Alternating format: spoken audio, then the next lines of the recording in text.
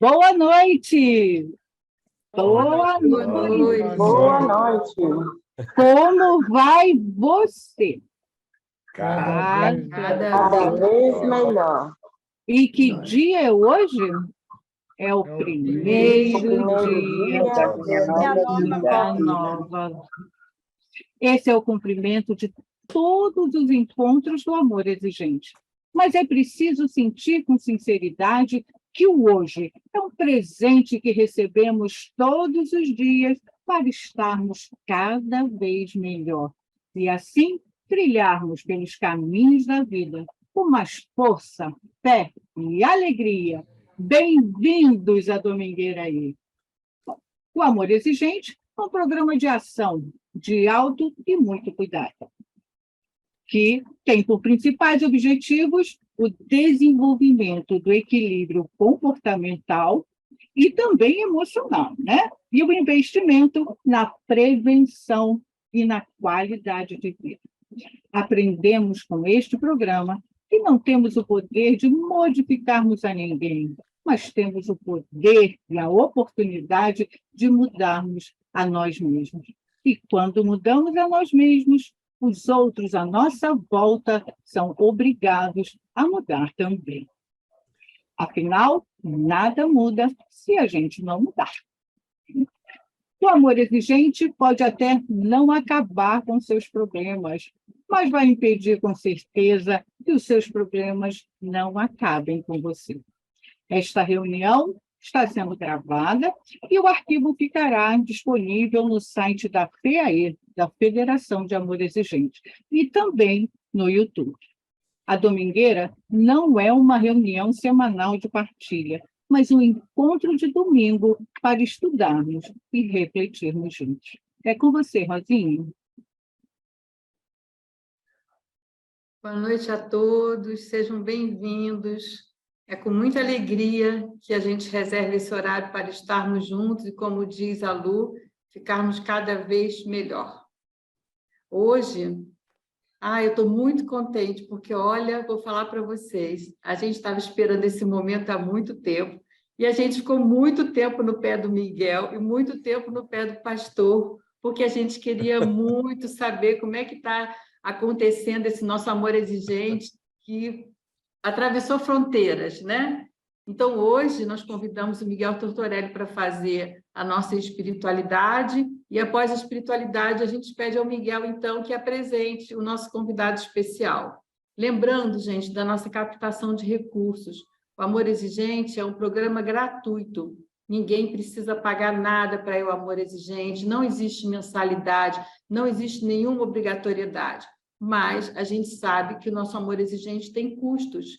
Então, a gente precisa estar ajudando a nossa federação para que ela fique fortalecida e fazendo esse trabalho tão bonito que a gente tem tido até hoje, esse suporte tão grande da nossa federação, não é? Então, eu vou pedir a Lu depois para colocar no chat lá como é que a gente faz para contribuir para o nosso Amor Exigente.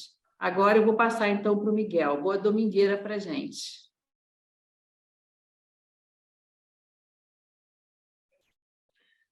Boa noite a todos e a todas. Realmente, como a Rosa falou, é uma alegria muito grande, né? Nós convidamos o nosso amigo Claudinei Bertone Carvalho, que é um pastor, que está em Orlando, nos Estados Unidos, e há uns 3 anos atrás, 4 anos atrás, nós conversamos, e ele falou, estamos precisando montar um grupo aqui nos Estados Unidos. Aqui a coisa está muito difícil, né? Cláudio tem 2 filhos, né? E começou a se preocupar realmente com isso. Eu sou amigo do Cláudio, nós somos amigos há muitos anos, né? E tivemos juntos em vários eventos, né? Onde o Amor Exigente estava participando, enfim, além de tudo, é um grande amigo. E ele vai trazer hoje para nós, ele montou um grupo lá nos Estados Unidos, o Cláudio é pastor, e ele montou uma igreja lá e ao lado, ele montou esse grupo de amor exigente, né? E ele vai contar, nós temos conversado e as dificuldades lá estão muito grandes. Inclusive, agora está para se liberar a maconha, mas ele vai com propriedade contar melhor. Eu vou ler uma reflexão para vocês, tá? Que é a nossa espiritualidade. Pense positivamente. Nossos pensamentos emitem ondas reais que se irradiam em nosso cérebro, formando uma atmosfera mental que é peculiar a cada pessoa. De acordo com o tipo de vibração do pensamento, atrairemos a nós todas as ondas semelhantes. Se você pensar negativamente, atrairá todos os pensamentos negativos, piorando seu estado. Pense positivamente para atrair apenas pensamentos positivos de paz e prosperidade. Tire do coração o medo, não dê lugar aos sentimentos que lhe roubam a paz. Pense positivamente, sonhe alto, tenha fé, seja grande de coração e seja grato. No caminhar da vida, nem sempre o caminho será fácil, mas mesmo em meio às pedras, Deus nos trará sapatos adequados. A verdadeira prosperidade não está em material, pessoas ou lugares por onde passamos. Conquistar ou andar, mas sim dentro de cada um de nós. Realmente é o que nós precisamos ter. Pensar positivamente, agir positivamente. Quando nós vemos, né, as pessoas chegando em nossos grupos, infelizmente, vêm destruídas, né? E como nós aqui estamos com poucos homens participando, a grande maioria são as mulheres, as mães, as namoradas, as esposas. Essas realmente vêm à procura de um caminho para o seu ente querido. E nós, quando eu cheguei no Amor Exigente, era eu e mais um outro, que é médico, o doutor Osmar Monteiro, que o filho dele, até hoje, frequenta o nosso grupo. Está fazendo 24 anos que frequenta o grupo de Amor Exigente e não parou. Hoje ele é médico, continua vindo e é uma pessoa fantástica. Que, aliás, falar com a Rosa para trazê-lo num domingo aqui. Mas hoje nós temos a grata satisfação de recebermos o Claudinei. Claudinei, já falei, é um grande amigo, né? Sempre esteve conosco, foi para lá, para Orlando, montou uma igreja e ajuda hoje muita gente. É um pastor fantástico. E montou lá um grupo de amor exigente, né? E outro dia nós estávamos conversando e ele falou, você não imagina como está as drogas aqui em Orlando. Orlando é a região lá toda, né? E aí ele, com muita propriedade, agora vai passar para nós o que, na verdade, está acontecendo aí e o que, né, os políticos, a Câmara de lá, está tentando e, infelizmente, acredito que vai conseguir fazer. Cláudio, muito obrigado, seja bem-vindo. Que Deus te abençoe grandemente.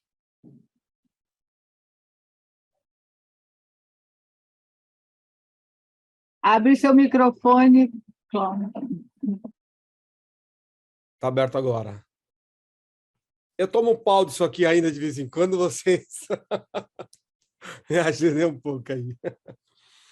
Mas obrigado, Miguel, pelas suas palavras. Eu e o Miguel, nós somos amigos da época, hein, Miguel, que a barba ainda era preta. Aliás, eu nem tinha barba, né? Agora a barba está bem. Era pretinho, cabelo preto. Cabelo preto. Faz tempo. Esses dias uma uma menina do Brasil que esteve aqui nos visitando, ela pôs a mão no meu rosto e falou: pastor, você virou um tiozão. É, virei tiozão. Mas graças a Deus, né? Até isso a gente precisa agradecer a Deus, e a gente está passando pelas lutas, pelas dificuldades, passando por esse tempo do Covid, tanta coisa, e Deus nos preservou, nos guardou. A gente tem motivos para agradecer só. Queria agradecer a paciência do Miguel, da Rosa, da Luciana. Realmente a Rosa insistiu. A minha agenda Rosa, minha agenda é uma loucura aqui, é uma correria danada, mas para mim é um grande privilégio estar aqui, porque eu tenho meu coração muito grato e agradecido pelo amor exigente. Como o Miguel contou, falar a minha história rapidinho para vocês, né? Eu conheço o Miguel há muitos anos, eu não sei nem há quantos anos, mas são muitos anos que somos amigos, e o Miguel é um amigo querido que sempre se preocupa comigo, sempre me liga, quer saber como é que eu estou, e é um amigo querido. E há talvez uns 3 anos atrás ou 4 anos atrás, eu passei por uma situação aqui, e eu sempre gostei muito de ação social, sempre foi, assim, eu entendo a força da igreja como uma instituição espiritual, mas que muitas vezes esbarra e tem dificuldades com as pessoas aqui nos Estados Unidos, uma coisa que vocês podem não acreditar, né? Porque vocês nunca ouviram falar disso, mas eu aqui em Orlando trabalho numa ONG chamada GAL, de sexta-feira, que eu sou voluntário, dirijo uma carreta de 7 toneladas aqui, toda sexta-feira, e nós distribuímos cestas básicas para 221 famílias. Só do meu convívio eu tenho um grupo de 13, 14, 15, 17, 20 famílias que a gente entrega a cesta básica. E, na verdade, a gente vai visitar a casa para a gente conhecer, muitas vezes, a dificuldade que aquelas famílias estão vivendo, e a gente não acredita que famílias aqui nos Estados Unidos vivem, às vezes, como a gente tem presenciado, né? Pessoas que, às vezes, passam uma semana comendo macarrão instantâneo, miojo, e Coca-Cola, é o que eles têm às vezes. E parece que as pessoas têm uma visão da América e que, na verdade, não é assim que acontece, né? A gente fala que tomar a decisão de vir embora para a América é uma decisão de coragem, mas permanecer aqui de valentia. Não é tão fácil. Claro que é uma terra que nos apresenta, nos dá ferramentas para prosperar. E é uma terra justa, uma terra onde você planta, você colhe. Essa eu vejo a grande diferença da América. Mas eu me deparando com alguns casos aqui, e na época eu me lembro do menino que me motivou a ligar para o Miguel.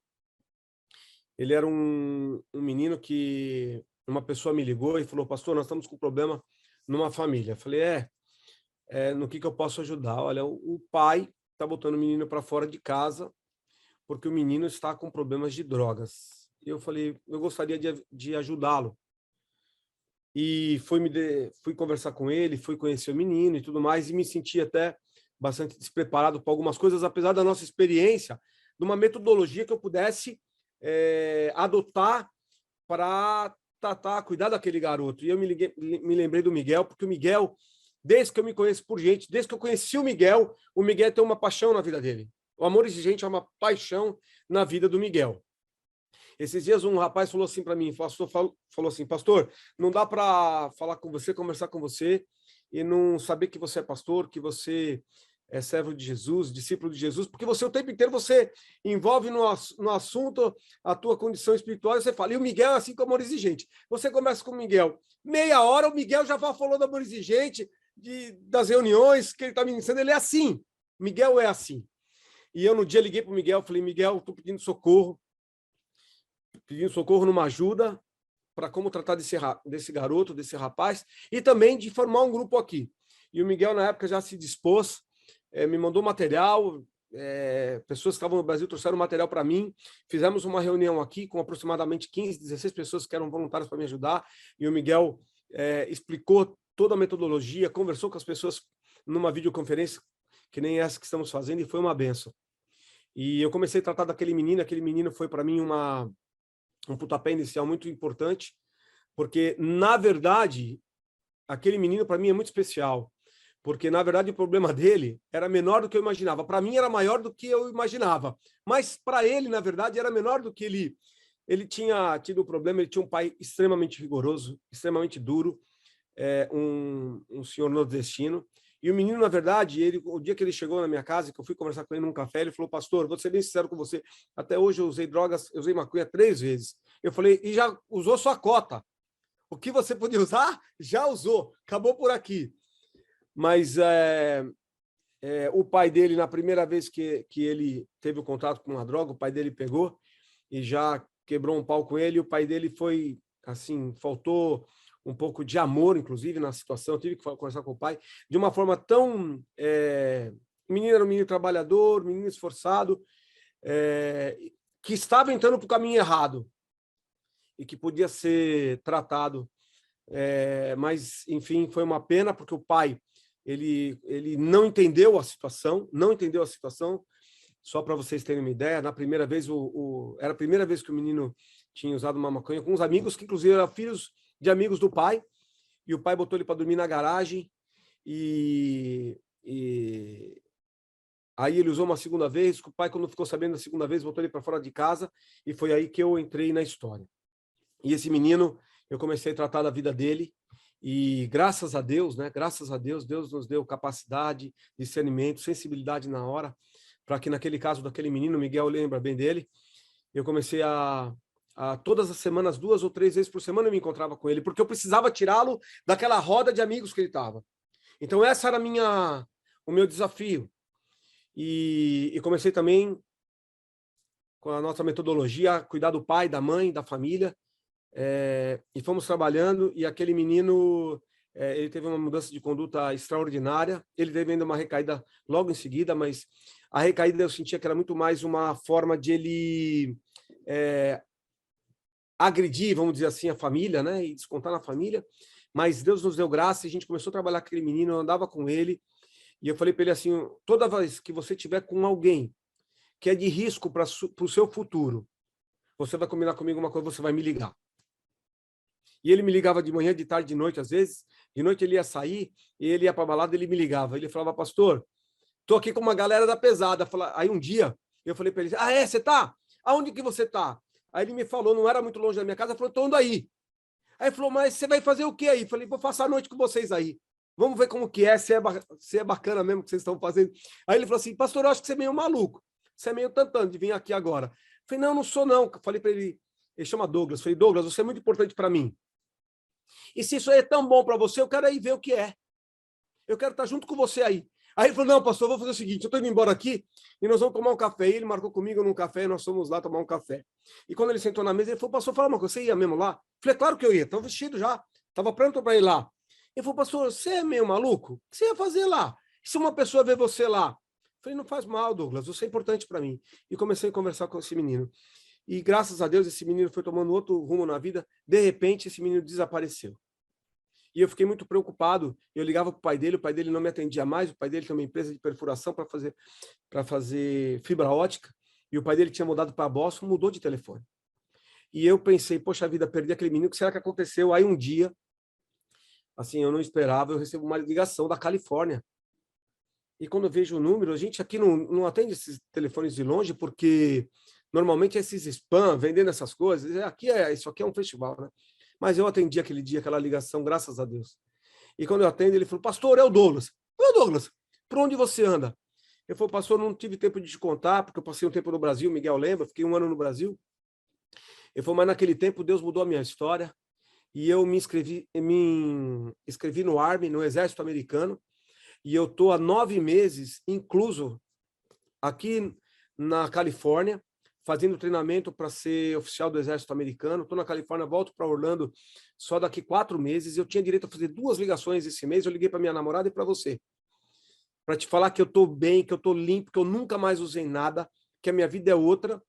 E ele falou assim: eu queria te agradecer porque você não permitiu que eu chegasse a ser um viciado, um drogado.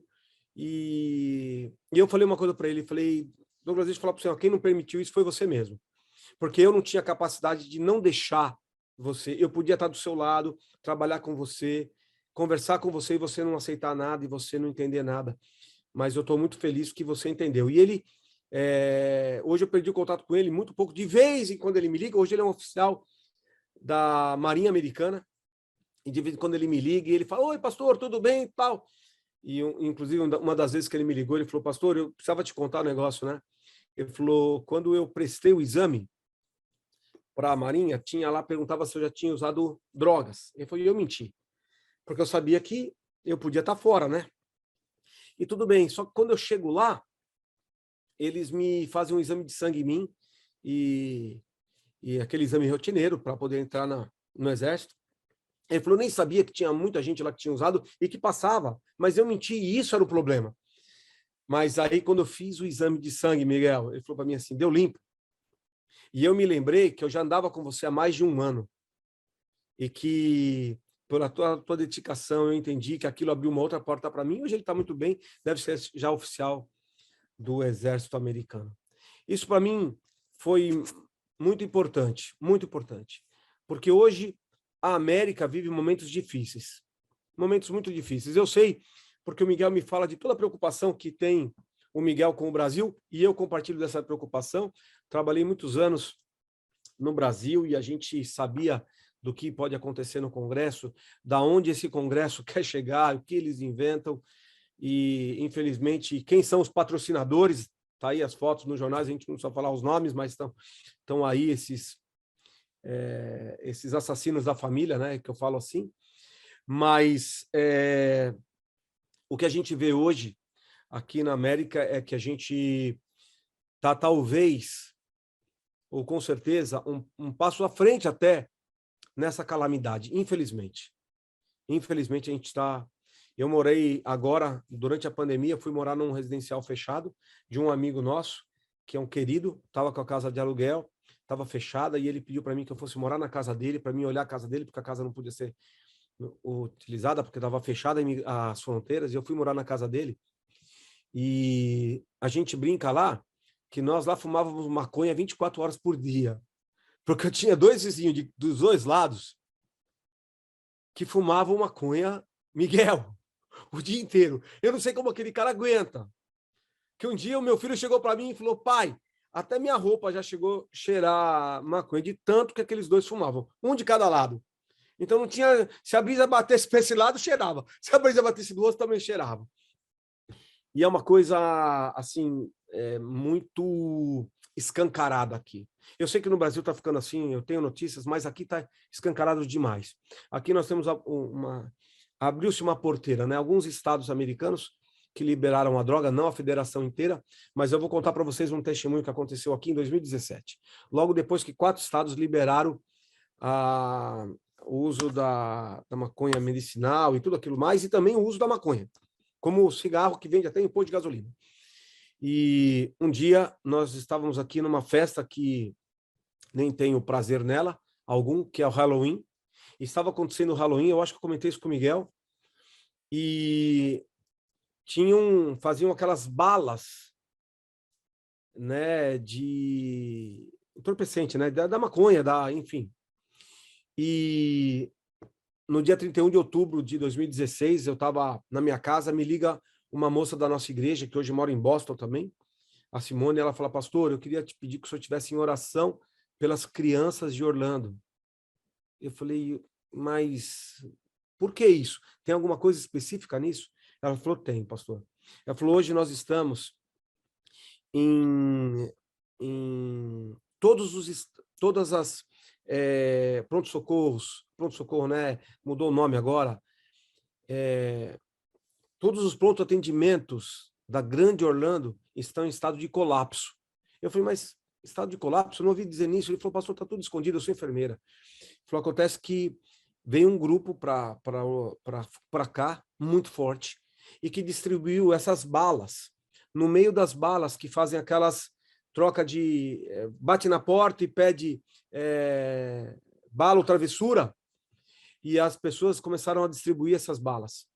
E o que está acontecendo é que nós temos hoje um colapso em toda a rede hospitalar, com crianças que estão chegando alucinando, vendo monstro, vendo isso, vendo aquilo. Algumas crianças em estado até chegou a entrar em estado de coma até, algumas crianças.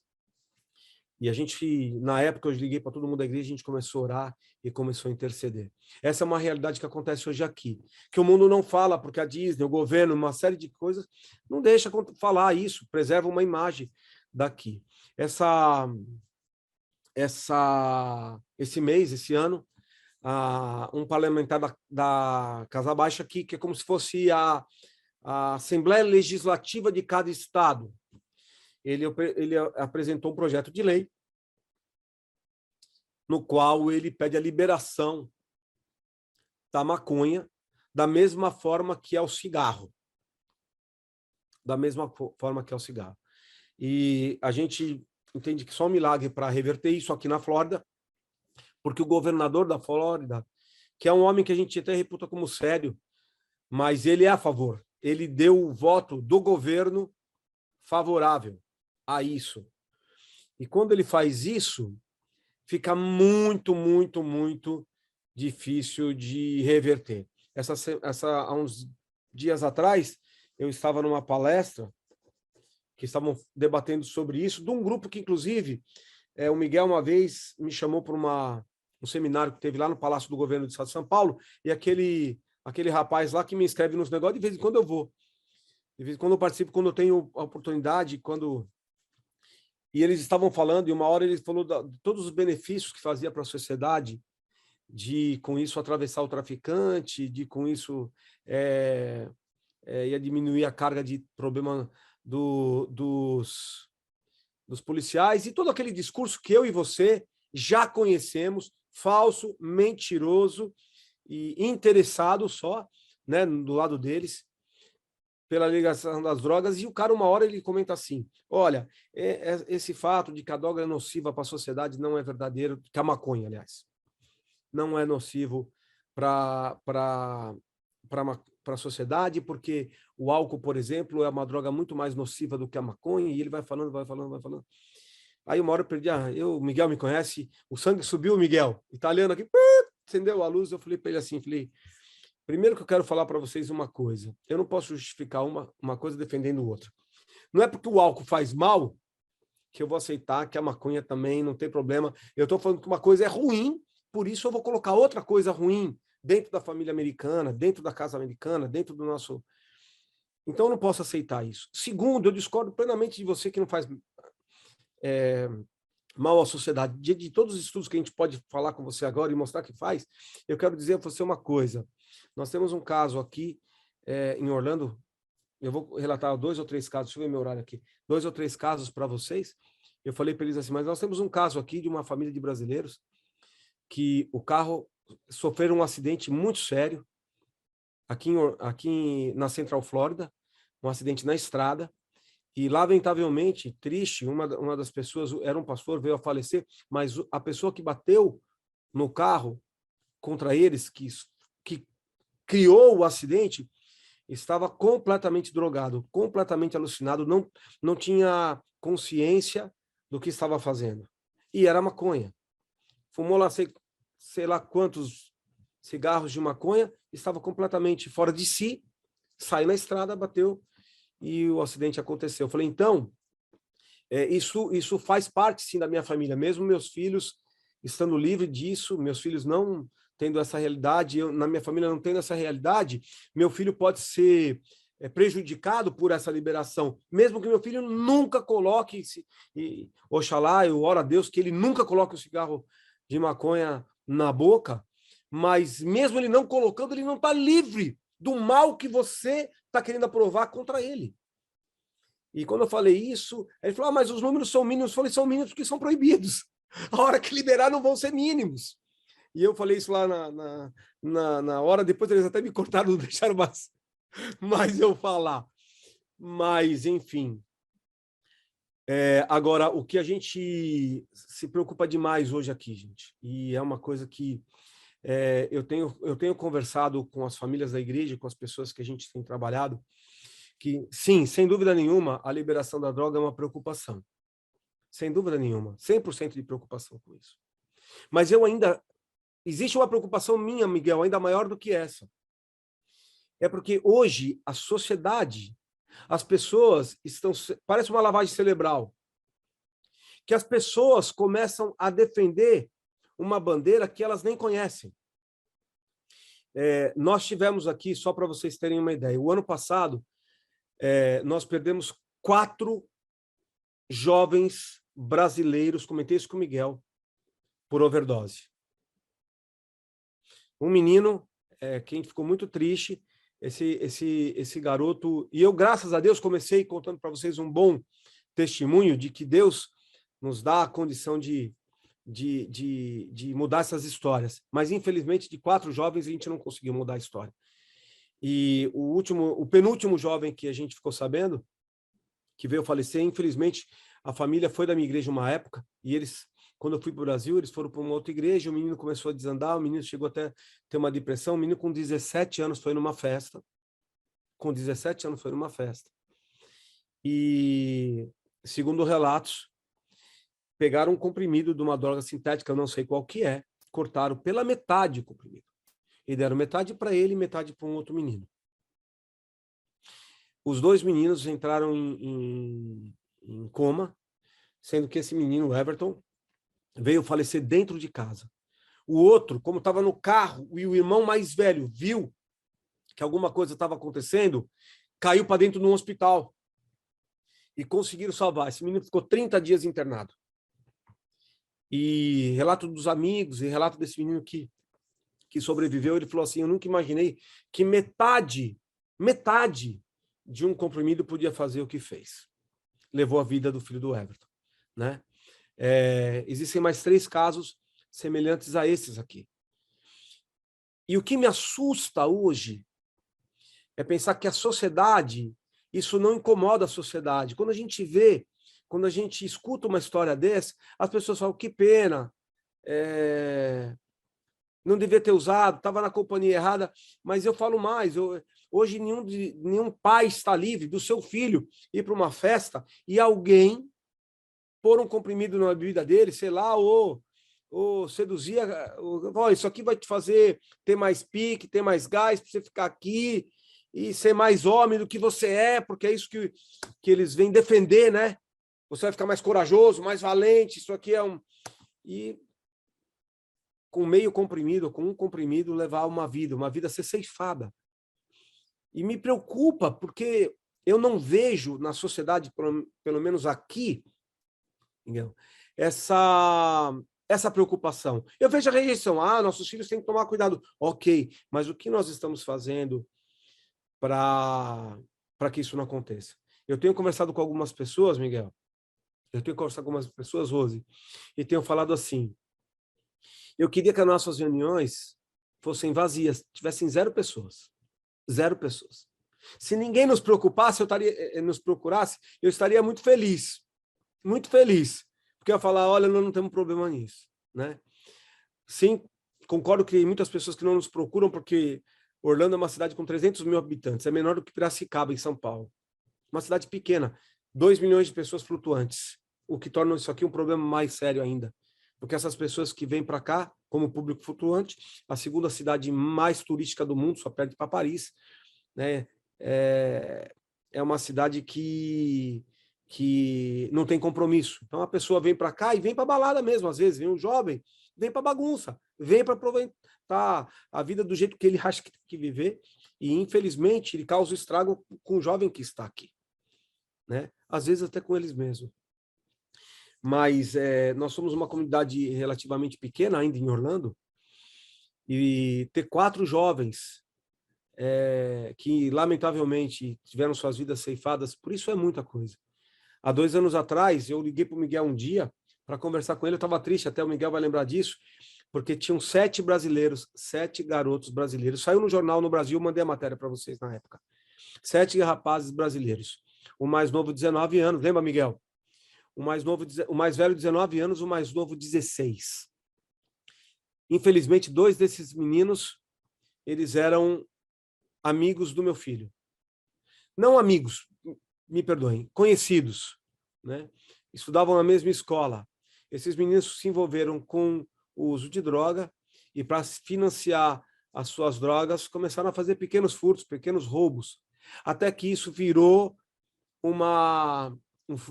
posso falar, um feitiço, não sei a palavra em português, mas virou um grande barato para eles cometer aquilo, até que eles entram num 7-Eleven e eles ali trocam um tiro com a polícia os prendeu, os 7 garotos estão presos hoje, as famílias foram deportadas, os meninos estão cumprindo pena, aí foram levando os casos e, lamentavelmente, a droga acabou com 7 famílias aqui.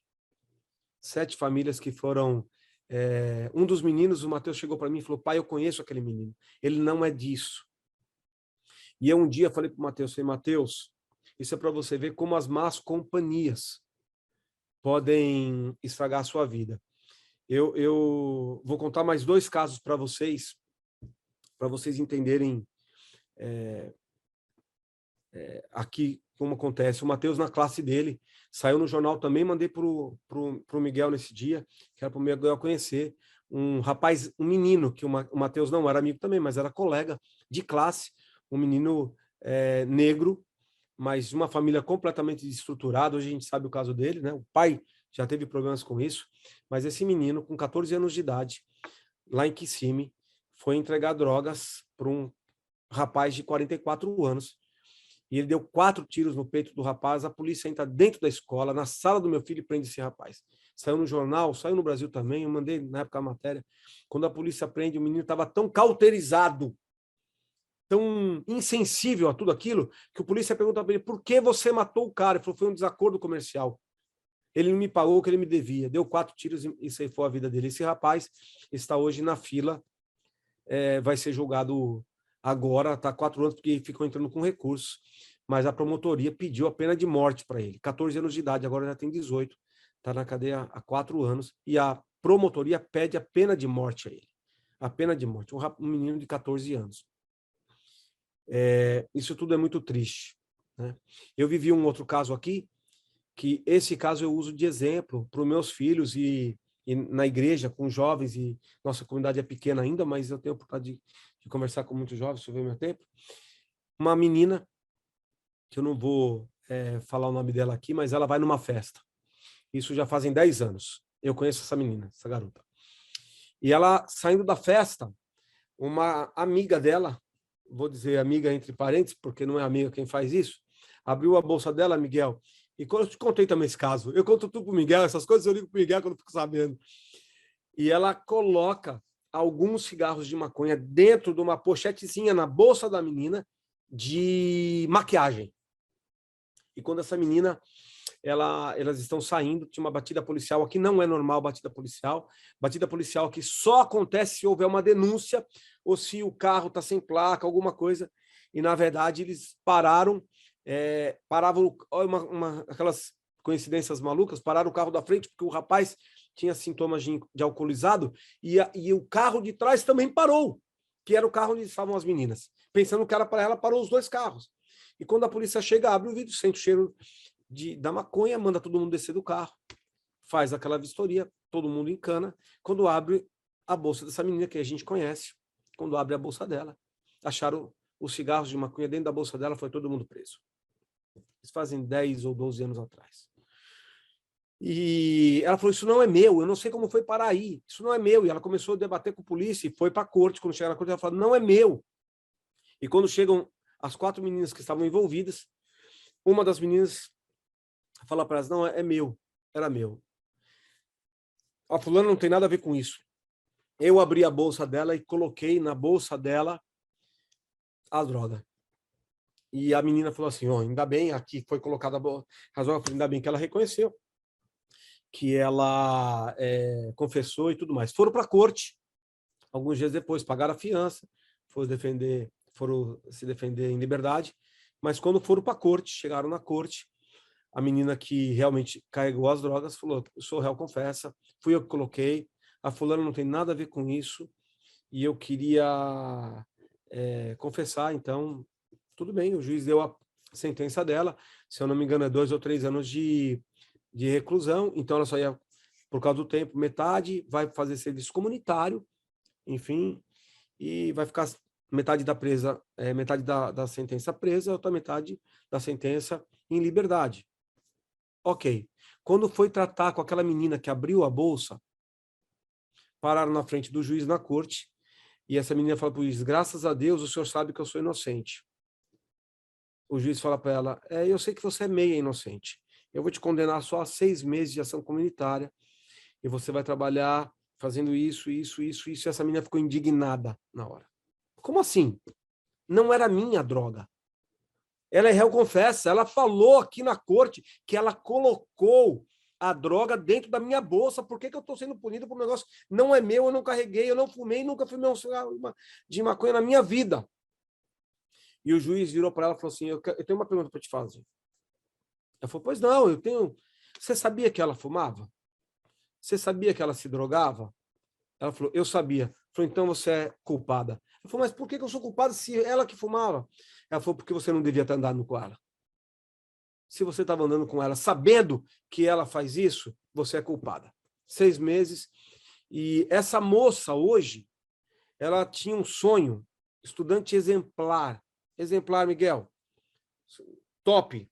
E ela tinha um sonho de ser médica. E, lamentavelmente, ela não é aceita em nenhuma universidade nos Estados Unidos. Porque quando levanta o score dela, tem uma condenação por carregar droga. Ela mudou-se dos Estados Unidos agora o ano passado, porque ela foi para o CFNI, Christian for the Nation. É um seminário que tem em Dallas, fantástico. Ela fez pedagogia lá e fez fisioterapia lá, mas para ela fazer medicina, ela está tendo que ir para a Espanha e está estudando na Espanha para poder exercer um dia a medicina e provavelmente aqui nos Estados Unidos não. E o que eu tiro de lição disso, eu falo para meus filhos, que eles precisam aprender. Tem um ditado que diz assim, que minha avó dizia, né? Me diga com quem andas e eu direi quem tu és. Eu falo para eles, essa menina, que eu não quero falar o nome dela, ela mexeu com fogo, ela sabia que aquilo não era companhia para ela.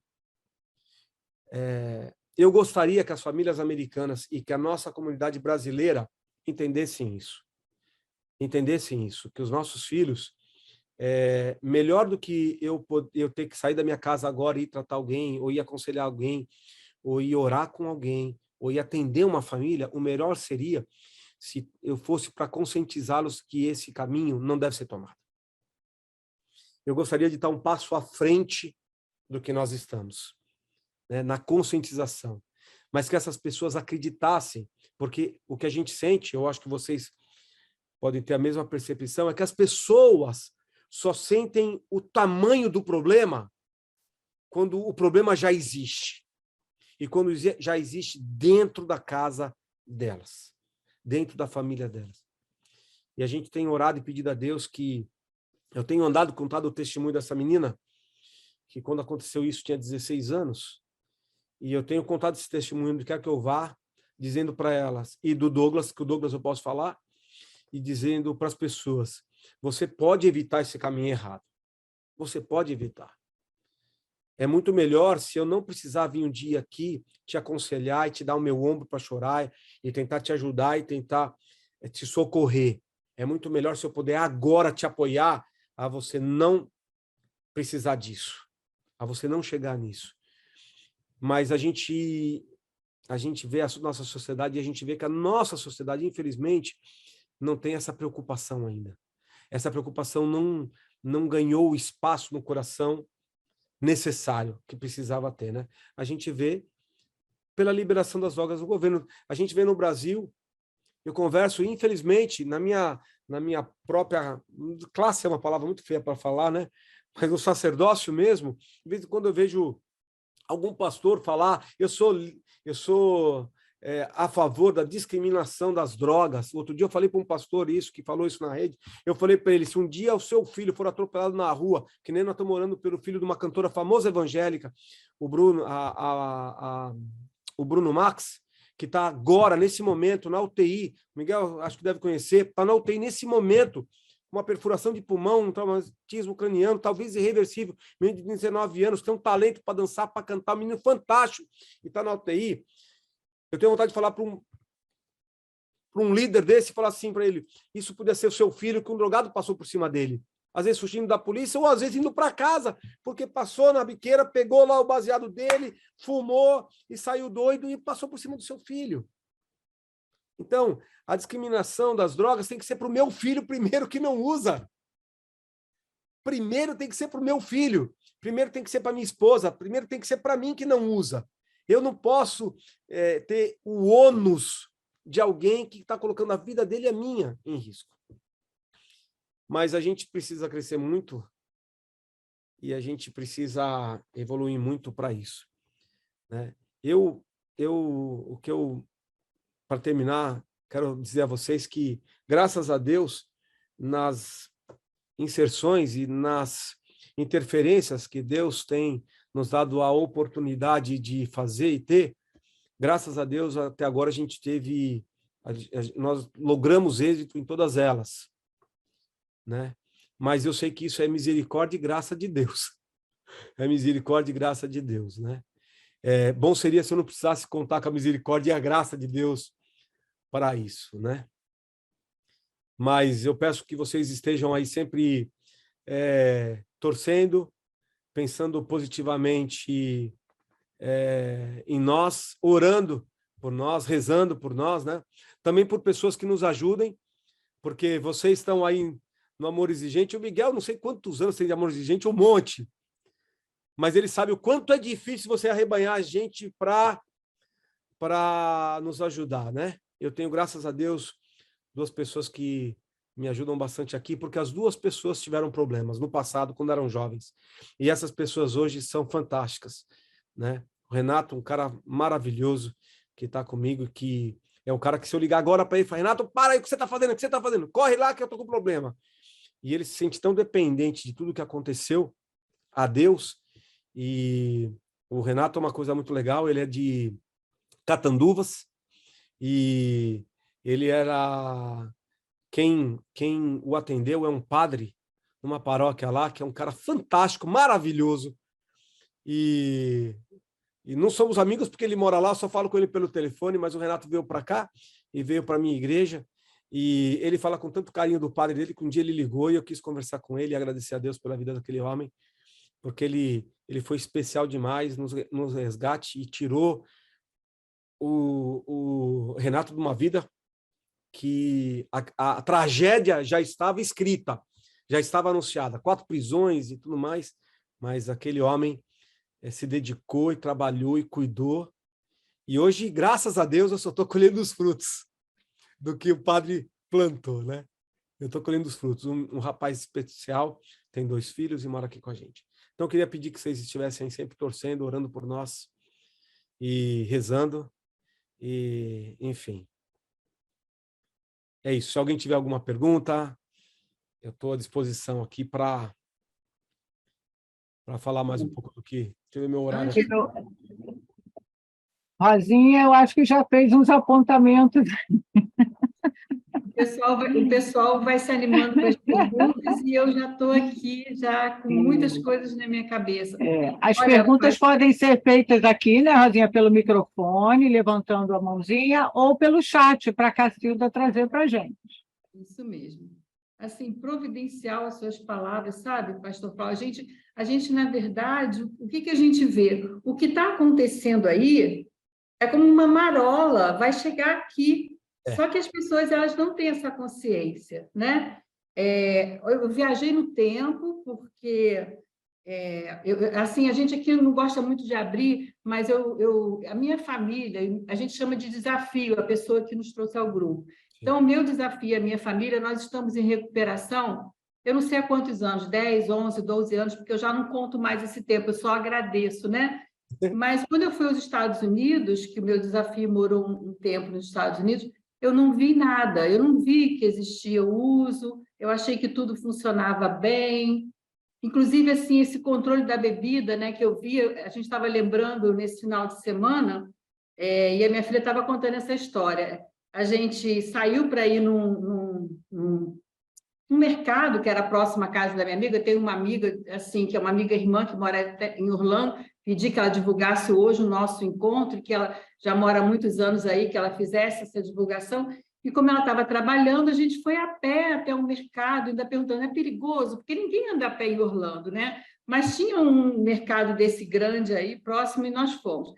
E aí a gente queria dar um presente para a mãe dela e eu peguei uma garrafa de vinho. E na hora de colocar as compras, assim, a minha filha pegou essa garrafa e colocou. E aí a pessoa pediu lá para ela, eu não sei falar nada de inglês, mas a minha filha entende, já sabia falar, e pediu o documento dela. Nós tínhamos saído, minha filha tinha saído sem passaporte, não estava com documento nenhum. Ela já tinha 18 anos, mas tinha uma carinha assim de 13, 14 anos, né? E eu não sei se a bebida é com 21, enfim. 21. E aí a moça disse, não deixou. Eu falei, não, eu que estou comprando. Ela falou, olha, essa bebida vai ficar aqui. E a minha filha traduzindo para mim, se você quiser, você tem que buscar uma outra lá. Acabou que a gente não levou nenhuma bebida para dar de presente para a mãe da minha amiga, e foi até melhor, né? Então, assim, um cuidado muito extremo, por um lado. Por outro lado, enquanto o senhor estava falando, eu estava vendo aqui numa reportagem que 38 estados nos Estados Unidos, né, já autorizam algum tipo de uso da maconha. Apenas 13 proibindo e 15 uso medicinal. E o recreativo e o medicinal, então, em vários lugares. Mas o que preocupa e vem de encontro ao que você estava falando é porque quando eu descobri, né, na volta, depois do meu desafio, quando voltou para o Brasil, que eu descobri tudo o que estava acontecendo, a minha preocupação de que, assim, exatamente como você disse, só vai doer no calo quando a gente está vivendo. Mas as pessoas não conseguem entender que aquilo que a outra pessoa não está vivendo, ela pode ser prejudicada com um acidente, né? Com um roubo, porque a pessoa coloca a droga em primeiro lugar e ela não é mais aquela pessoa que a gente conhece, né? Então ela começa a fazer coisas que a gente não conseguiria nunca imaginar. Então essa coisa da sociedade entender isso é muito importante. E o que hoje em dia eu tenho visto muito, assim, que eu tenho lido, não sei se o senhor vivencia, é o uso dos opioides, né? Então, quando estava comentando essa questão da moça, eu estava até pegando aqui fentanil, né? Eu tenho visto alguns filmes, algumas reportagens lidas sobre isso, porque a pessoa ela faz o uso, pode ser a primeira vez, e ela pode ter uma parada cardiorrespiratória e acabou, né? Então, é uma coisa assim que a gente está vendo que está acontecendo aí fora, e uma hora isso aqui vai vir. Igual a história do crack, né? Que a gente nunca tinha escutado falar aqui, e já estava acontecendo. A gente se admira muito com isso, porque, ao mesmo tempo que eu não estou querendo aqui organizar nada, estruturar nada em relação à política, aí, porque o Amor e Gente ele não se envolve com essa questão de política, né? Mas, ao mesmo tempo que fica esse rigor, que eu me lembrei dessa compra da bebida, que aquela garrafa a gente não podia nem... Não, assim, ó, não, mas foi eu que estou... Não, essa aqui vai ficar aqui, essa não pode mais levar, porque a sua filha não tem documento para comprovar, ela só estava colocando no carrinho.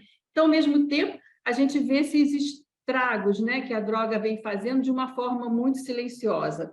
E o que eu queria colocar nesse processo todo é o trabalho que o senhor tem feito e uma frase muito bonita, você é importante para mim, né? O quanto a gente precisa trazer primeiro essa prevenção, que é esse trabalho que o Amor Exigente faz de uma forma tão bonita, e conseguir dizer para o outro isso. Então, quando eu consegui dizer para o meu desafio aqui, que eu fui a uma reunião, minha segunda, terceira reunião do Amor Exigente, eu tinha muita sede de querer fazer alguma coisa, então, em poucos meses, eu li todos os livros, eu fui para os eventos, fui para o curso, não conhecia ninguém no Soltanier, cheguei lá, aterrissei, né, para entender todo aquele processo, quando eu consegui voltar na minha terceira reunião e dizer, olha, eu amo você, mas eu não aceito o que você está fazendo de errado, né? Então, assim, esse cuidado da gente ter com outra pessoa.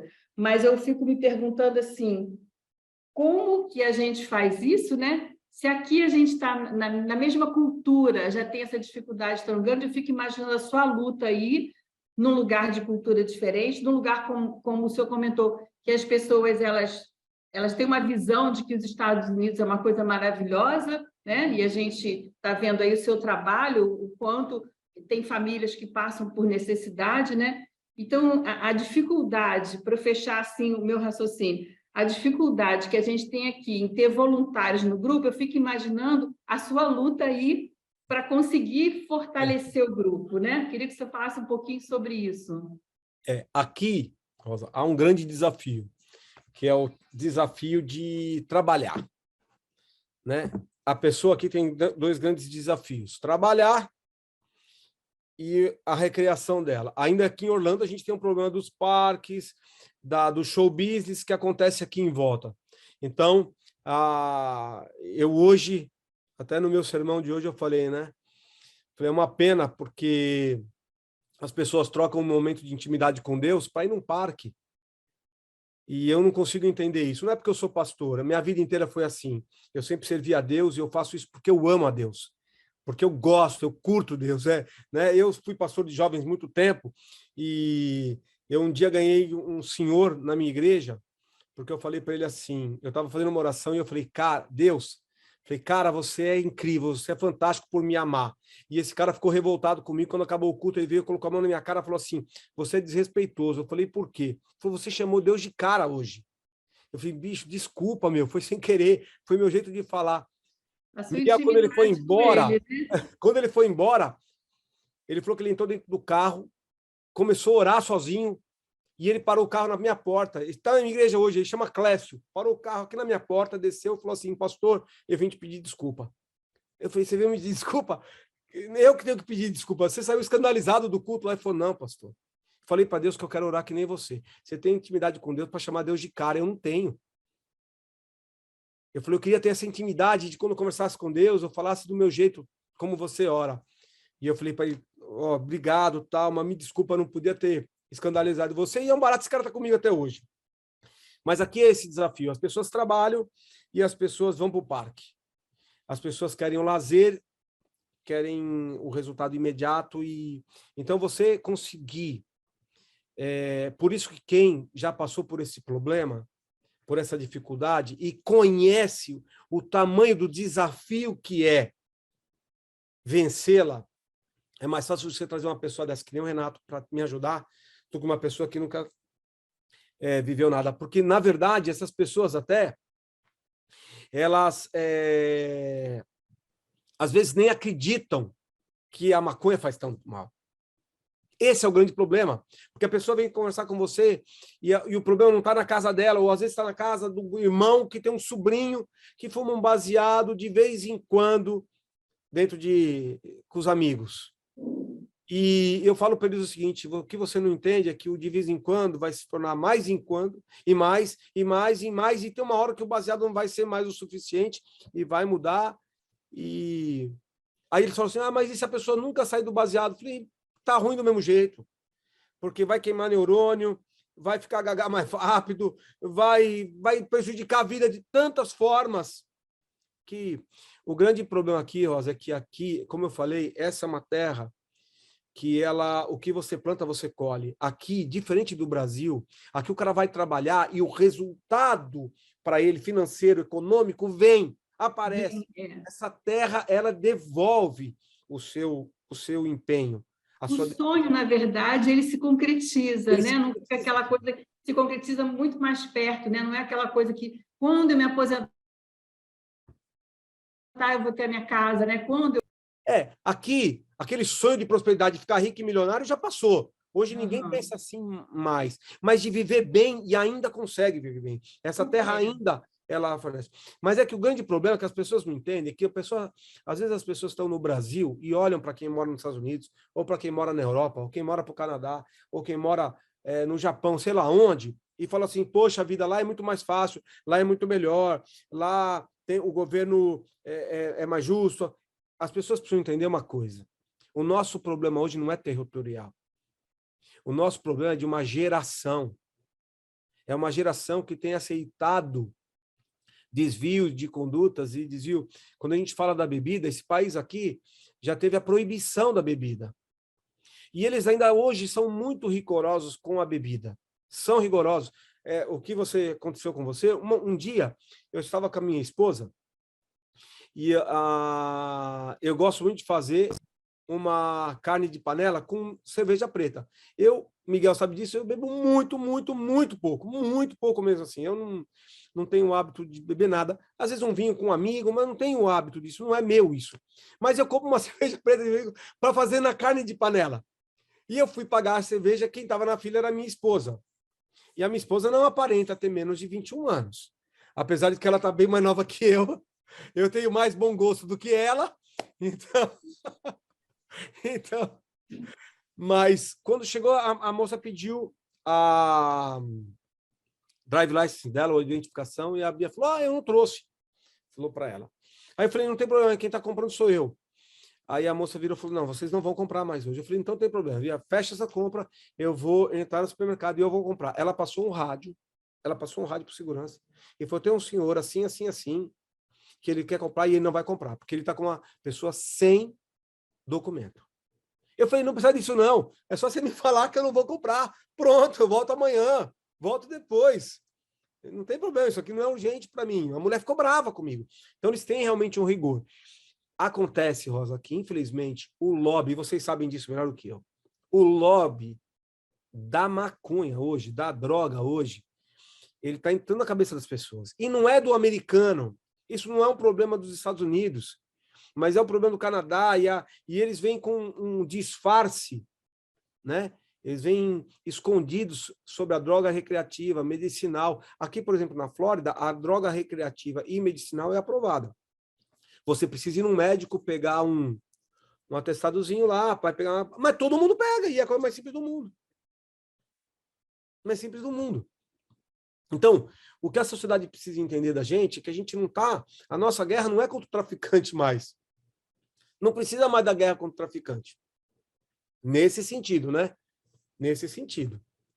Não precisa mais dessa guerra. Porque o cara vai lá e hoje pega. Se você andar por aqui, tem um monte de loja que vende lá. Né? Mas qual a legitimidade disso? Esse é o problema. Qual a legitimidade disso? É isso que a gente precisa estudar. É isso que o governo, que as pessoas, e não é nos Estados Unidos, é no mundo, né, precisavam se debruçar. Qual é a legitimidade disso? Né, dessa droga, seja recreativa ou medicinal. E mesmo que, não estou defendendo, gente, mesmo que fosse, qual o tipo de controle que seria feito? Porque hoje não é feito controle nenhum. O cara chega lá e ele fala para o cara, olha, eu preciso que eu tenha uma dor nas costas. O cara receita para ele, acabou. Coisa que um Dorflex resolveria. Então virou um atalho muito fácil. Muito fácil. Muito, muito, assim, está sendo uma coisa banalizada e, ao mesmo tempo, a gente está inserindo isso, como você comentou, no caso das crianças, né? Você oferecer um brigadeiro, um refrigerante, um pirulito, né? As lojas, assim... eu já comentei aqui também, porque o discurso que eu tinha, que vinha para mim, dizia assim, mas é natural. Aí eu falei, então é natural? Então eu vou fazer uma salada de urtica para você e vou bater no liquidificador um suquinho de espada de São Jorge, já que é natural, né? Então, na verdade, assim, é uma guerra muito, muito... E assim, para a gente que já vivenciou esse problema e que sabe que é uma droga de entrada, sim, e que às vezes a pessoa nem precisa por uma outra, porque se ela tiver alguma questão de dependência, isso pode startar uma comorbidade séria que não tem retorno, né? O Dr. Ronaldo Laranjeiro já falou muito para a gente, uma esquizofrenia, muitos casos podem ser startados, né, com isso, mas a gente não desiste não, né? Nós do Amor Exigente, a gente está ali. Eu vou passar para a Cacilda, porque a gente tem algumas coisas no chat, né, Lu? Ô, Rosa, tem muito pouco comentário quer dizer, muito pouca pergunta. Tem comentários, por exemplo, a Onelli comentou, nossa, queria muito que meu filho estivesse assistindo essa palestra. Então, são pessoas que estão atentas, que estão contentes e interessadas no conteúdo do pastor, sabe? Uma outra pessoa também disse... sou alcoólica, adicta, tive uma recaída há mais ou menos um ano, já ajudei muitos e hoje me sinto derrotada. Preciso de ajuda de Deus. Então, eu entendo que seria um comentário interessante para o pastor fazer sobre essa pessoa que teceu esse comentário, né? Preciso da ajuda de Deus e de alguém que possa me ouvir. O pastor poderia comentar sobre essa pessoa, pastor? Claro. Na verdade, ela tem o nome dela, não tem, né? Não tem.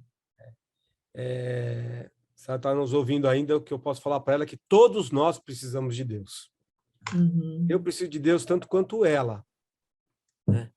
Ela precisa seguir o principal mandamento da Bíblia, que é amar a Deus sobre todas as coisas e ao próximo como a si mesmo. Eu costumo dizer que na sabedoria divina, Deus fala assim, ó, amar o próximo como a si mesmo, porque ninguém consegue amar os outros se não se amar.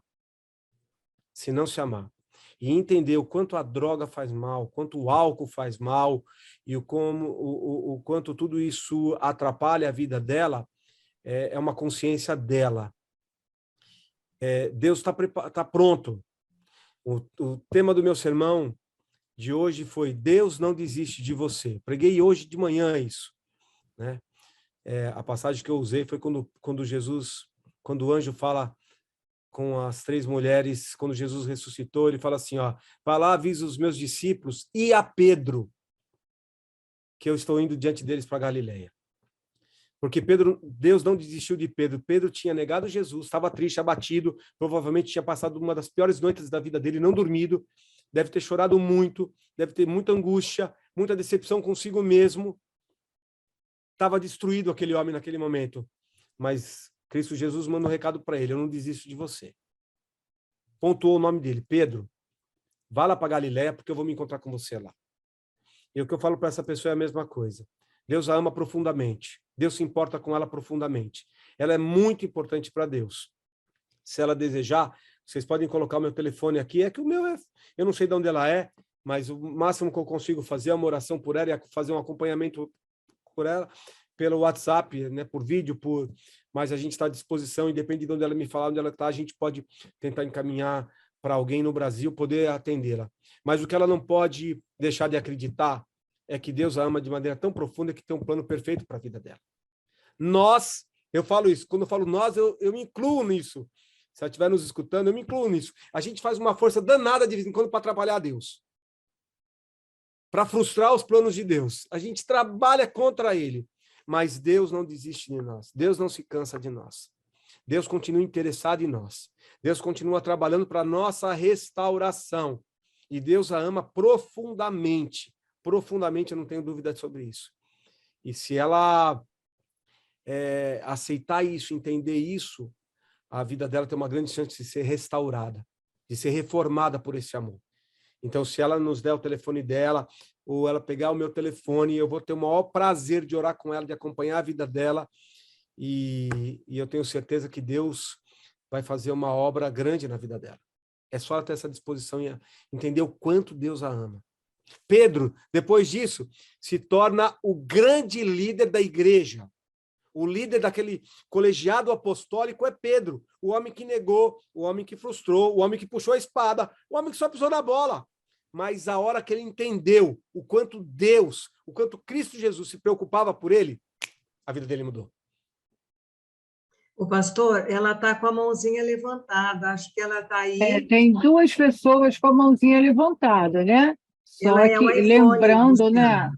Tá, lembrando, queridos, que a reunião está sendo gravada, o arquivo vai ficar disponível, né, logo depois da edição, que o Tiago coloca a vinheta inicial e no final.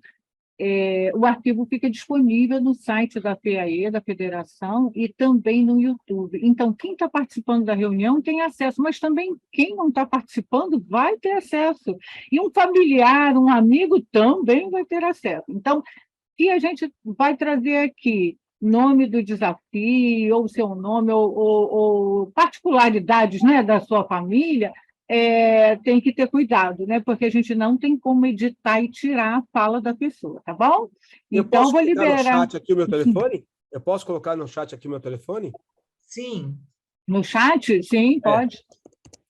Eu vou abrir, então, o microfone aqui do iPhone e depois, em seguida, eu vou abrir da Maria Neuza. Tá, Maria Neuza? Aguarda um bocadinho. Vamos lá, pode abrir o microfone. Eu não sei seu nome, mas está como iPhone. Está como iPhone.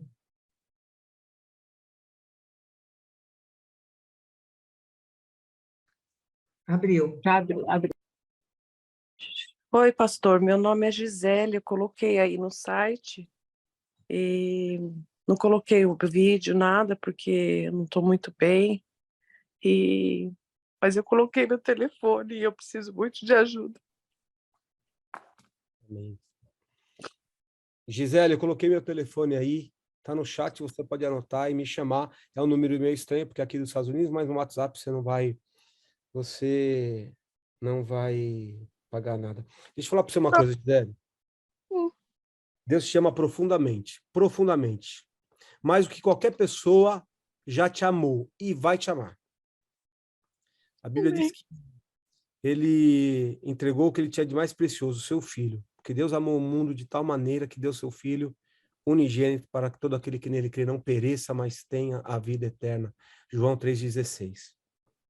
Eu quero falar para você uma coisa. Talvez você pode estar se sentindo nesse momento desprezada, você pode estar se sentindo inferiorizada, e você está porque você não quer nem mostrar sua imagem, e eu respeito, e você está certíssima nisso. Mas eu quero te falar uma coisa. Deus se importa com você, Gisele. Deus te ama. O projeto que Deus tem para a tua vida não é esse que você está vivendo, eu te asseguro isso. Que Deus tem uma vida para você. A Bíblia diz que ele tem vida e vida em abundância. Vida abundante para os seus servos. É isso que ele tem para você. Eu quero te dizer que eu, infelizmente, não estou... Você está no Brasil, eu estou nos Estados Unidos, eu não posso ser a extensão dos braços de Deus para te dar um abraço. Mas eu quero te dizer que Deus te ama. E que você não merece estar vivendo isso que você está vivendo agora. E você não precisa viver isso que você está vivendo agora. Eu sei, pastor. Você não precisa. Então, eu não sei onde você mora, mas procura uma igreja. Se você quiser, meu telefone está aí, a gente pode conversar, eu vou te acompanhar, a gente pode tentar indicar para você algum lugar, né? Eu não sei se você já frequenta alguma igreja, mas isso não faz a diferença. Não é a igreja que salva, não é o pastor nem padre, nada disso.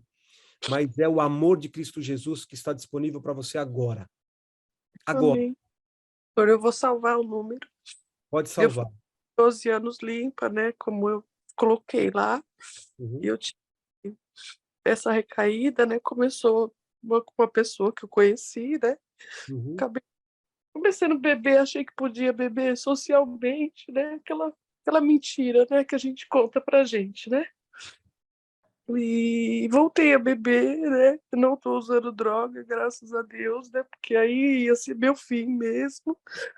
Mas eu já ajudei muita gente, eu já fui bênção na vida de muita gente. E hoje eu tô me sentindo um lixo mesmo, derrotada pelo álcool.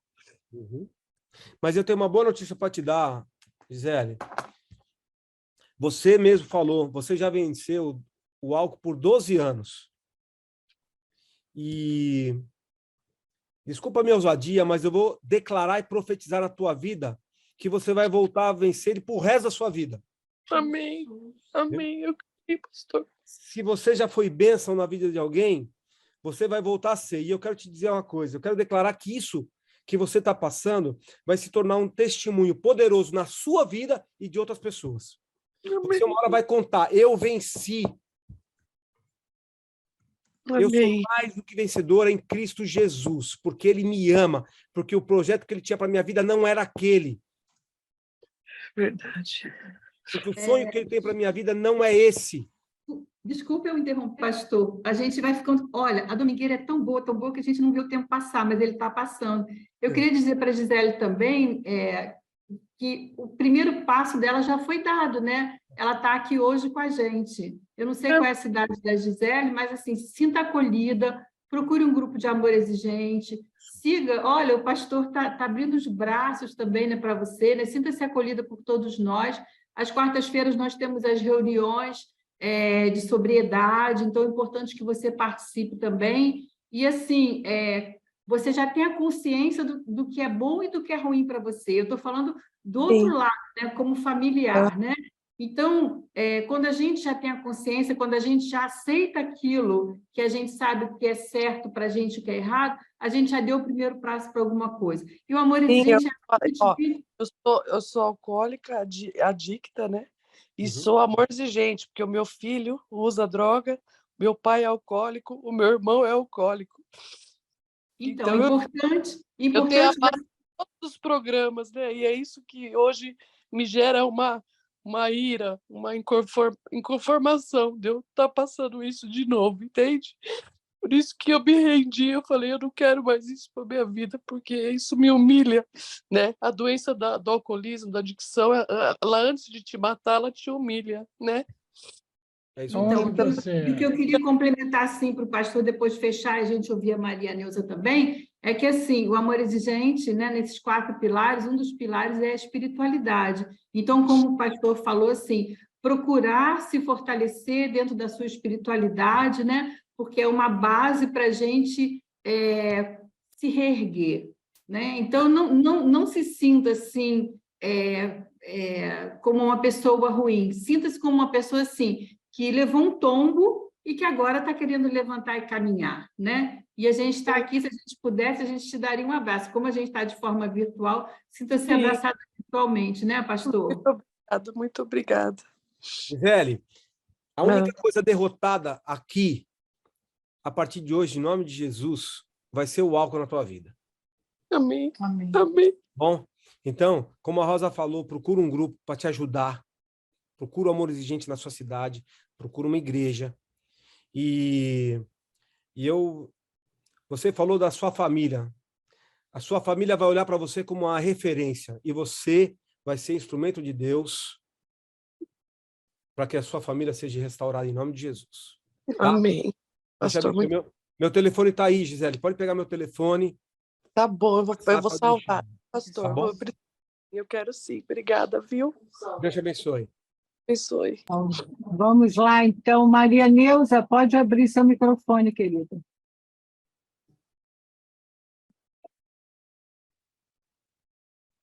Continua fechado. Agora sim, abriu. Quero falar só para...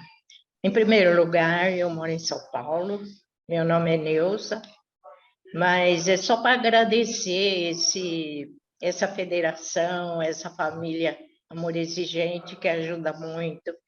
Nossa, quanto aprendizado! É só gratidão, gratidão por tudo o aprendizado, tá? Muito obrigado por tudo, tá? Eu continuo acompanhando e eu me equivoquei agora, mas eu sabia que não é grupo de partilha, né? Mas nas próximas vezes a gente conversa mais, tá bom? Estou muito feliz por vocês existirem, tá? Deus abençoe a todos e tenha uma boa noite, tá? Muito obrigada. Obrigada, Maria Neuza. Muito bem. Não temos mais perguntas. Isso. Chat também não, né, Cacilda? Não, no chat não tem. Uma pessoa comentou, fez um comentário interessante também, que ela falou como eu gostaria que meu filho encontrasse uma pessoa como pastor. Como é que é? Como eu gostaria, Sueli Catarina, como eu gostaria que alguém como pastor se aproximasse do meu filho. Ele tem 23 anos e há 8 anos usa droga. Eu penso que é também uma palavra interessante para ela, pastor. Ela é a Sueli Catarina. Amém. Sueli, a Bíblia diz que nossos filhos são herança bendita do Senhor. E se Deus não desiste da sua família, você também não pode desistir. Não desista do seu filho, né? Meu telefone está aí. Se você quiser dar meu telefone para ele, e se eu puder, de alguma forma, ajudar, eu estou à disposição. E eu tenho prazer nisso, porque da mesma forma que Deus me amou um dia e que Deus investiu na minha vida, e eu costumo dizer que a melhor coisa que tem no CLAU é Cristo Jesus. O resto atrapalha, o resto é falho, mas Cristo Jesus me faz ser melhor. E se eu puder, de alguma forma, através de tudo que o Amor Exigente tem nos dado de ferramenta e de apoio, poder ajudar seu filho, nós estamos à disposição. Não desista do seu filho. Não é porque faz 8 anos que ele está nessa escravidão, porque isso é uma escravidão, que ele vai morrer nisso. Não vai. Não vai. Então, continue desejando, querendo e ajudando o seu filho, né? Procura um grupo do Amor Exigente na sua cidade. Procura uma igreja. Ora pelo seu filho ou reza pelo seu filho. Eu costumo dizer uma coisa, o mundo espiritual, ele é incrível. Eu tenho vários testemunhos. Eu tenho tempo de dar mais um testemunho pequenininho? Eu sou o cara das histórias, viu? O pessoal da minha igreja está tudo me escrevendo agora, sabendo se eu ainda estou aqui. Vou contar uma história que eu tenho que é muito interessante e que eu conheço os personagens dessa história, porque eu acho que para a Sueli é importante ela ouvir. Eu tenho um amigo, pastor, e é um senhor, e o filho dele, muito novo, entrou nas drogas. E pode parecer maluquice que eu vou falar para vocês, eu nem conheci o Amor Exigente quando isso aconteceu, mas eu sei que as ferramentas que Deus dá, elas são incríveis, e a gente não consegue explicar. Mas um dia uma mulher chegou para ele e falou assim, pastor, você vai pensar que é maluquice que eu vou te falar, mas eu vou, não sei por que Deus colocou no meu coração uma coisa para te falar e parece que é loucura. Ela falou, o quê? Ele falou, você vai colocar talco de nenê no travesseiro do seu filho, e você vai orar pelo seu filho todos os dias. Quando seu filho sair de casa, você vai orar por ele. E ele falou, meu, que coisa de talco de bebê, que coisa de maluca é essa? Aí não, senhor, chama Geraldo. Aí não, senhor, que vou pôr talco de bebê no travesseiro do meu filho, tá maluca? A filha dele, a esposa dele falou assim, lembra aquela história de Naamã? Se Deus tivesse pedido uma coisa difícil, você não fazia? Isso é tão fácil. Você está quase botando seu filho para fora de casa. Isso é tão fácil. E passou. Aí um dia, alguns semanas ou meses depois, houve uma reunião de jovens, porque esse pastor tem 3 filhos, uma menina e 2 meninos, é o do meio. Teve uma reunião de jovens na casa dele, e o menino estava em casa. E a reunião foi no sábado à noite, no final da reunião, o menino desceu e cumprimentou os outros jovens que estavam lá, num grupo de jovens. Cumprimentou os jovens. Tá bom. Domingo de manhã ele levantou e falou, pai, vou para a igreja com você. Ele falou, você vai para a igreja comigo? Eu vou para a igreja com você, pai. Hoje vou assistir o culto lá. Foi para a igreja. Voltou. Ué, estranho, né? Passou uma semana, o menino com uma conduta um pouco diferente, não queria sair, lutando, tal. No sábado, o menino falou para o pai, eu vou de novo na igreja, pai. Ele falou, você vai de novo na igreja? Tá bom. Era sábado à noite. O pai chamou o filho e falou, vem cá, nós vamos tomar um refrigerante junto. Botou todo mundo para fora de casa, falou, vai, se racha comigo, qual que é o teu problema? Quanto você está devendo para o traficante? Você está com AIDS? Qual é o seu problema? Se racha para mim. O que está acontecendo com você? Nem o pai acreditava no que estava acontecendo. E aquele menino falou para o pai assim, falou, pai, você não vai acreditar. Primeiro que de um tempo para cá, lá no pessoal que eu ando, os caras me apelidaram de bebê. Ele falou, bebê? Os caras falaram assim, cara, você tem um cheiro de nenê com você? Ele falou, e virou bebê aquele assunto. E eu deixei, falei, esses caras são loucos, fuma tanto que fica viajando. Aí um dia, ele falou assim, estava tendo a reunião de jovens aqui embaixo, em casa, pai. E eu comecei a sentir aquele cheiro de nenê dentro do meu quarto, eu comecei a sentir saudade, pai, de quando a gente saía junto, almoçava junto de domingo, de quando a gente desfrutava de família, de quando eu ia para a igreja com vocês, de quando vocês eram tudo que eu tinha de bom. E eu comecei a sentir saudade, pai. E naquele domingo de manhã que nós fomos na igreja, eu orei e falei para Deus, eu quero me libertar disso. E eu estou falando para o Senhor, pai, eu preciso da sua ajuda, eu quero me libertar disso. E hoje esse menino se libertou disso. Hoje esse menino está livre das drogas. E ele já estava no crack na época. E eu fico muito feliz. Você fala assim, meu, que coisa maluca, hein, pastor? Vai contra tudo que a gente fala de ciência e tudo mais, vai. Mas eu vou te falar uma coisa, Sueli, ore pelo seu filho. Procura um grupo do Amor Exigente, quem chama de um grupo do Amor Exigente. Procura uma igreja, mas ora pelo seu filho. Não desista dele. Porque Deus não desiste nem de você e nem dele. E a Bíblia diz que os nossos filhos são herança bendita do Senhor para nós. Então, persevera que você vai ter vitória na vida do seu filho. Eu creio nisso, de verdade. Rosa, nós vamos pedir para o Cláudio voltar no outro dia. Ele tem Pois é, com essa agenda que o pastor Cláudio tem, ainda vai precisar dar um tempinho para a gente, porque, olha, tá bom demais ouvir, né? Contador de história, hein, Miguel? História, hein, Miguel?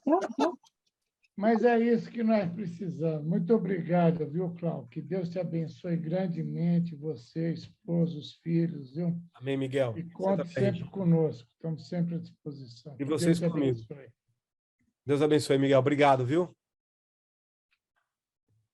Muito bem.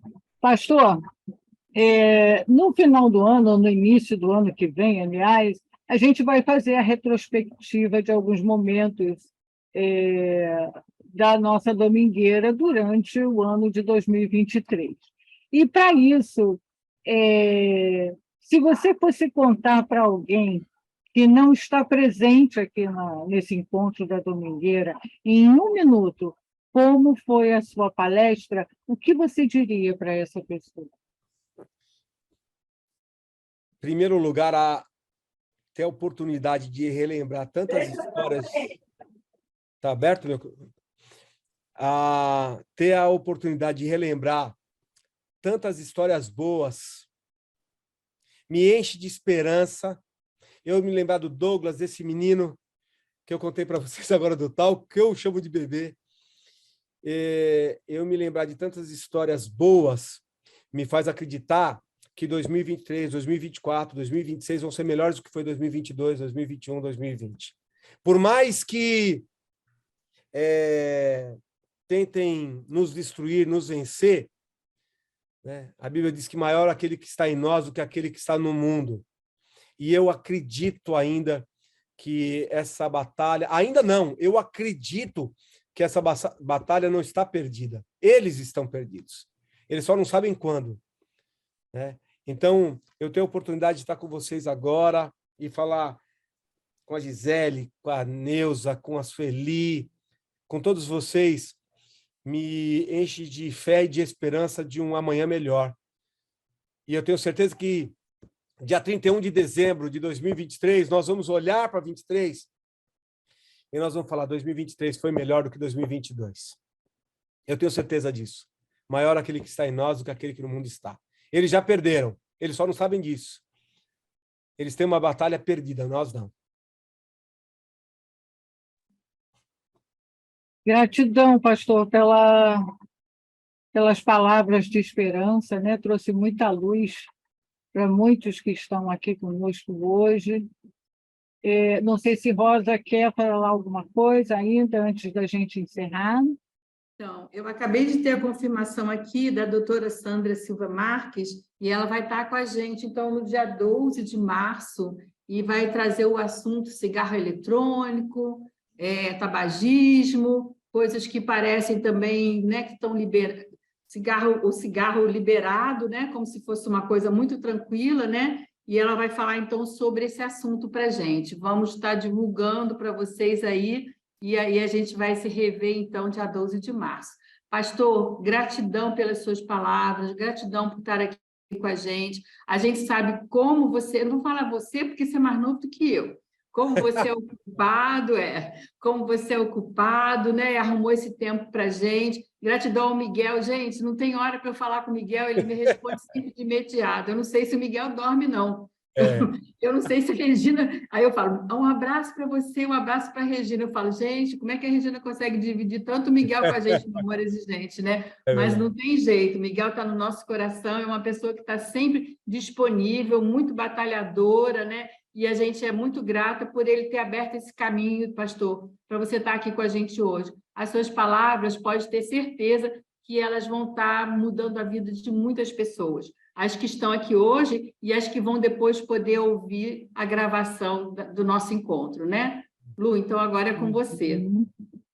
É importante lembrar, como a Ornélia pediu aqui, né? Que pena que outras pessoas não não estão assistindo. Podem assistir sim, gente. Manda o link para os amigos. A gravação vai ficar disponível. Coloca no seu Facebook, coloca na sua rede social, assim que a gravação, que o arquivo, né, estiver editado. Logo no início da semana, o Tiago já libera para a gente. Divulguem a Domingueira aí, tá bom? Então, vamos lá, queridos. Essa semana tivemos aqui um dia muito especial. Todos os dias da nossa semana são especiais, né? Estamos vivos, estamos alegres e felizes por estarmos vivenciando essa experiência da vida. Mas essa semana tivemos, no dia 22, o aniversário do nosso tão amado amigo, Padre Haroldo. 104 anos, se ele estivesse aqui, né, presencialmente com a gente, 104 anos. Então, deixou um legado importantíssimo de luz, de esperança, né, e de salvar vidas, né? O Padre Haroldo trouxe esse programa fantástico para a gente e, como gratidão, como homenagem a ele, a gente deve divulgar esse programa, fazer esse programa cada vez mais firme, mais forte, né, na vida de muitas e muitas famílias. Então, vamos divulgar o Amor Exigente com muito respeito, sem distorcer esse programa. Vamos divulgar a Domingueira, né? A Federação de Amor Exigente está sempre com o site atualizado, né? Com as suas palestras, com seus eventos. Então, participem, divulguem. Tá? Gratidão, querido Padre Haroldo. E vamos lá, pessoal, agora falar de congresso, gente. Olha aí, um congressamento, né? Vamos lá. De 4 a 7 de maio de 2023, em Serra Negra. Responsabilidade social, despertando valores na vida de cada ser humano. Olha, tudo que o pastor hoje falou para a gente, né? Despertar esse respeito, todo mundo cuidando de todo mundo, não vamos dispersar, né? E aí, nosso querido Padre Haroldo, né? Para sempre em nossos corações. Dona Mara e Padre Haroldo com essa imagem tão linda, né? Então, queridos, olha aí, os aí são os participantes, né? São os nossos palestrantes já confirmados, todos confirmados. Miguel vai estar lá também, né, Miguel? Miguel lá participando, né? Nosso querido Luiz Fernando Calduri, Dona Mara e tantos outros queridos.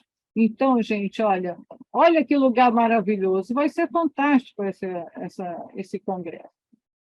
E para participar, basta entrar no site da Federação de Amor Exigente, da FEAE, e vai estar lá o link para o congresso para maiores informações, né? E para fazer a inscrição também, tá bom? Então, vamos lá, vamos conversar. Antes de entrar na oração, posso falar só mais uma coisinha? Quando você trouxe a foto do Padre Haroldo, me lembrou aqui a coisa bonita que ele fez de colocar o amor exigente com uma espiritualidade pluralista, né? Então, essa felicidade da gente hoje ter o pastor Cláudio aqui com a gente, iniciou com o Padre Haroldo, porque a gente, com isso, a gente abre o amor exigente para todas as credas, todos os credos, né? Muito isso aí. importante isso. Acabou. Rosa, Miguel quer falar. Não, pode falar. O Padre Haroldo trouxe, né, o amor exigente dos Estados Unidos, né, e o Cláudio agora está levando o amor exigente para lá. Lá acabou. Bom. E Cláudio agora está levando, vai levar para muitos mais lugares, com certeza absoluta. Muito obrigado, viu, Cláudio? Muito bom.